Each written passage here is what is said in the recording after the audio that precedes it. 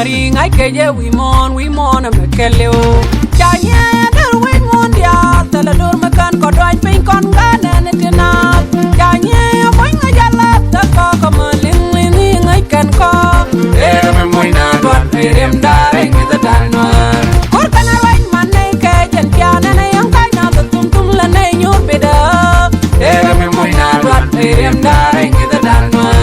Ro kana pusala ne dwan jan piana ne yang jil na deri la ne nyur beda.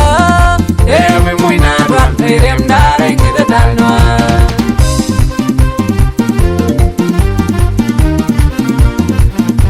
Bom dawa nei de na be ko nyal kineta lulut ganwari chiga loina.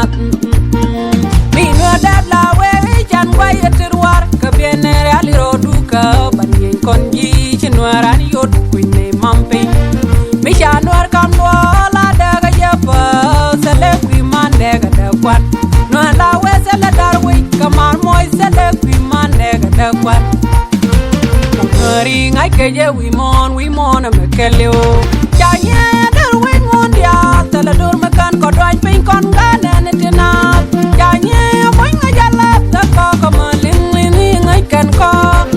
Me muy na Rem dare ngi ta tanwa. Kur kana wai man ne ke jan piana ne yang kai na tum la ne nyur beda. Me muy na Rem dare ngi ta tanwa. Ro kana pusala ne dwar jan piana ne yang jil na deri la ne nyur beda. Me muy na Rem dare ngi ta tanwa.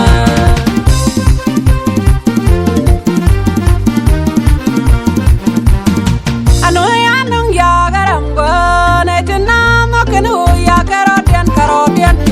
Chang jinur ga garo ikenye mo ya ban gwa dong benur chwangkat. Anong ya garam go chang jinur ko kana daman wi daman dor berong leide. Ngari ngai keje we mon a mekeleo. Chanya der we mon dia tala dur makan ko dwan pin kon gana ne tina. Chanya boy nga jala ta ko maling ni ngai kan ko. Me muy na Rem dare ngi ta tanwa. Kur kana wai man ne ke jan piana ne yang kai na tum la ne nyur beda. Me muy na Rem dare ngi ta tanwa.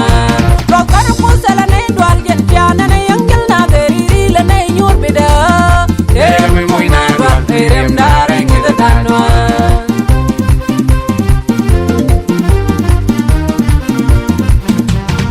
Nok da jan ne jabit ngai ngwana da yo ko ja ko jang lat ko mi je balyang pin jane moy ke ton me dung di. Do ada ngwana ngai ken ko la wa e ga nori a pos kam ke lo kus ka o mi ran lil dori a ti kamal chendu. Dor ma bum ya pam nori a pum ne re bai pola. Dor ma barga chiuga pas ka kir ya dori nwa dal win mon ke je. Ngari ngai keje we mon a mekeleo.